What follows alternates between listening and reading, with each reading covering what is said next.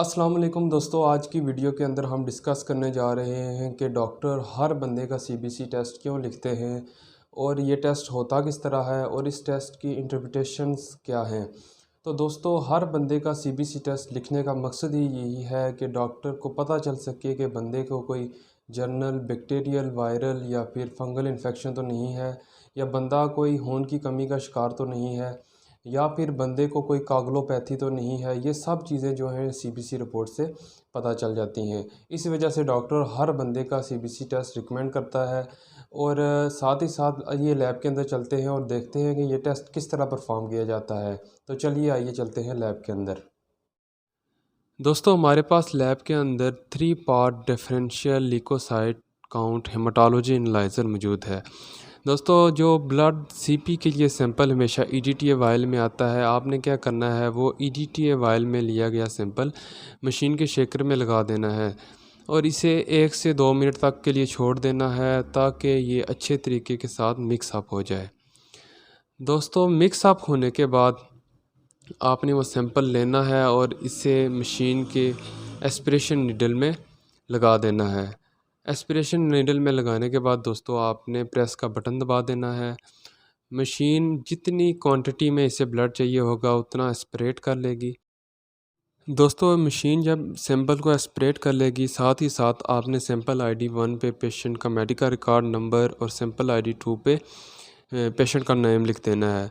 उसके साथ ही दोस्तों, आपने क्या करना है कि कंफर्म का बटन दबा देना है। मशीन क्या करेगी, कुछ ही देर में इलेक्ट्रिकल एम्पीडेंस के थ्रू सारे सेल्स काउंट कर लेगी और साथ ही साथ स्पेक्ट्रोफोटोमेट्री के प्रिंसिपल के थ्रू हीमोग्लोबिन एस्टिमेट करके हमें प्रिंट आउट फॉर्म में रिज़ल्ट दे देगी।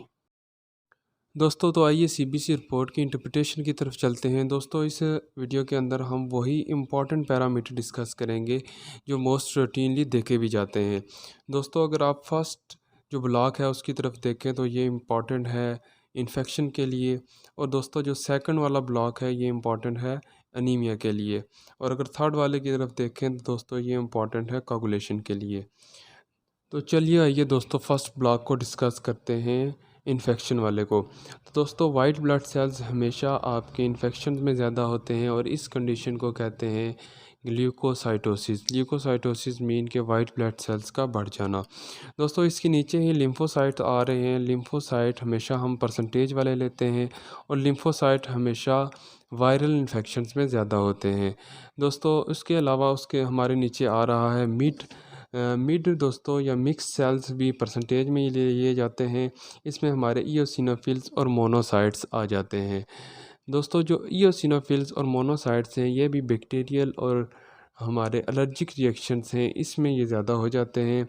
और उसके अलावा दोस्तों नीचे ग्रेन्युलोसाइट्स आ जाते हैं। तो ग्रेन्युलोसाइट्स भी हम परसेंटेज वाले लेते हैं। दोस्तों, ग्रेनुलोसाइट्स के अंदर न्यूट्रोफिल्स होते हैं जो कि हमेशा जो है फर्स्ट रिस्पॉन्डर होते हैं किसी भी इन्फेक्शन के खिलाफ, और ये भी बैक्टीरियल इन्फेक्शन में ज़्यादा होते हैं।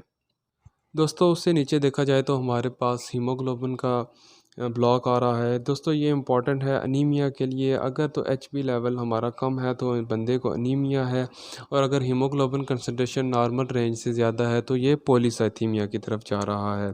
उसके नीचे दोस्तों मीन सेल हीमोग्लोबिन कंसंट्रेशन आती है कि एक सेल के अंदर हीमोग्लोबिन की कितनी मिकदार है। उसके नीचे मीन सेल हीमोग्लोबिन की कंसंट्रेशन आती है। उसके नीचे रेड ब्लड सेल्स आते हैं कि आरबीसीज कितने हैं। दोस्तों, हीमोग्लोबिन कंसंट्रेशन कम होने की वजह या तो आयरन डेफिशिएंसी एनीमिया हो सकता है, न्यूट्रिशनल डेफिशिएंसी हो सकती है, या फिर सीवियर किस्म की ब्लीडिंग की वजह से हो सकती है, या फिर दोस्तों उसके अलावा इनफेक्टिव एरिथ्रोपोइसिस की वजह से भी आपकी हीमोग्लोबिन कंसंट्रेशन कम हो सकती है। दोस्तों, उससे नीचे हमारा मीन सेल वॉल्यूम आ रहा है कि एक सेल के वॉल्यूम कितना है। उसके नीचे एचसीटी आ रहा है यानी पैक सेल वॉल्यूम के एवरेज अमाउंट ऑफ आरबीसीज कितने हैं। उससे नीचे दोस्तों रेड सेल डिस्ट्रीब्यूशन विड्थ आ रहा है। दोस्तों, याद रखें कि अगर एचबी कम है और आरबीसीज कम है तो बाकी के पैरामीटर भी ये कैलकुलेटेड पैरामीटर होते हैं तो ये भी कम ही आएंगे। उसके नीचे दोस्तों आ जाता है हमारा प्लेटलेट।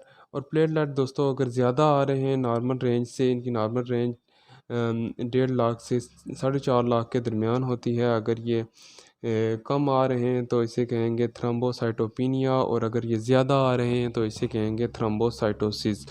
उससे नीचे दोस्तों मेन प्लेटलेट वॉल्यूम आ रहा है, और उससे नीचे प्लेटलेट डिस्ट्रीब्यूशन विड्थ आ रही है, और उससे नीचे दोस्तों प्लेटलेट क्रीट आ रहा है। दोस्तों इस सारी सीपी को लॉन्ग टर्म एक डिटेल में डिस्कस करना काफ़ी मुश्किल है और लेंथी है।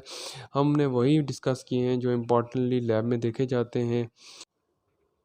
उम्मीद है दोस्तों आपको ये वीडियो पसंद आई होगी। इसे लाइक करें, शेयर करें। इंशाअल्लाह जल्द हाज़िर होते हैं अगली वीडियो के साथ। फ़ी अमानिल्लाह।